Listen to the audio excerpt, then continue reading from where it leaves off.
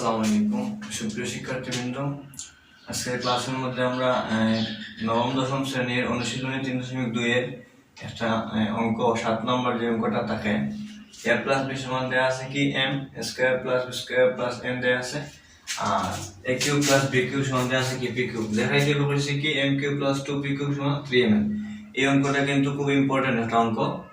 এইরকম অঙ্ক সৃজনশীলের মধ্যে থাকে 4 মার্কসে বোর্ড পরীক্ষায় প্রায় সময় বিভিন্ন বোর্ডে আসে, ঠিক আছে। তো এই অঙ্কটা আমরা আজকে চর্চা করবো, ঠিক আছে।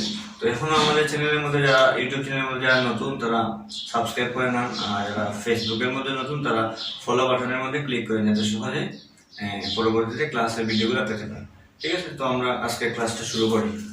দেখো প্রথমে দেখলাম সমাধান দেওয়া আছে, কিসের মান দেওয়া আছে,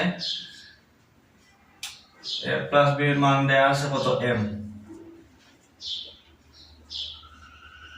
আর হচ্ছে স্কয়ার প্লাস b স্কয়ার এর মান দেওয়া আছে কত n, আর a cube plus b cube এর মান দেওয়া আছে কত p কিউব। দেখাই দিব কি m cube plus 2p cube সমান 3m দেখাই দিব, ঠিক আছে। তাহলে যেহেতু দেখাই দিব কি আমরা লেফট হ্যান্ড সাইড অথবা বাম পক্ষ লিখব, তাহলে লিখলাম m cube plus 2p cube সমান না 3m বাই করতাম, ঠিক আছে। তাহলে দেখো a প্লাস b এর মান দেওয়া আছে কত m সমান a প্লাস b যে কথা a প্লাস b এর মান m সমান একই কথা, ঠিক আছে। তাহলে আমরা m এর জায়গায় a প্লাস b এর মান বসাইতে পারি। এখানে লিখলাম কি a প্লাস b কিউব যেমন আছে তেমন প্লাস এখানে দেখো a cube plus b cube সমান দেওয়া আছে কি p কিউব, তাহলে এখানে p কিউব এর জায়গায় a cube plus b cube এর মান বসাইতে পারি, ঠিক আছে। এখন দেখো a plus b whole cube এর একটা আমরা জানি গণনির্ণয় সূত্র কি, গণনির্ণয় সূত্র হচ্ছে a cube plus 3a square b plus 3ab square plus b cube, ঠিক আছে। আর এইটার আমরা কি করব, গুণ দেব 2a cube plus 2b cube.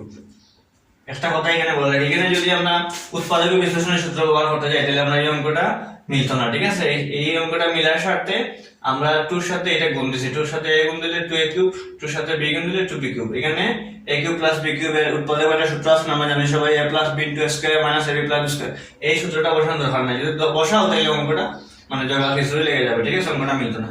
এই তাহলে এখন আমরা কি করব, a কিউব এখানে আছে একটা, এখানে আছে 2a কিউব, তাহলে একটা দুইটা কয়টা তিনটা 3a কিউব। তারপর এখানে মধ্যে 3a স্কয়ার b যেমন আছে তেমন 3b স্কয়ার ab স্কয়ার যেমন আছে তেমন, তাহলে দেখো b কিউব একটা আর দুইটা কয়টা তিনটা b কিউব। তাহলে এখানে মধ্যে কমন যায় 3 কমন যায় আর স্কয়ার যায় কমন, নিলাম 3a স্কয়ার কমন থাকলো কি a প্লাস b। এখানে কমন যায় 3b স্কয়ার, 3 যায় কমন, আর দেখো b স্কয়ার এখানে আছে, এখানে আছে b কিউব, মানে তিনটা b কিউব আছে। এখানে থাকে কি a প্লাস b, পরে এই দুইটা থেকে আবার একটা যাব কি কমন, তাহলে গেল কমন a প্লাস b, এখানে থাকলো কি 3a square plus 3b square. এখন এখানে a প্লাস b এমন আছে তেমন রাখমু।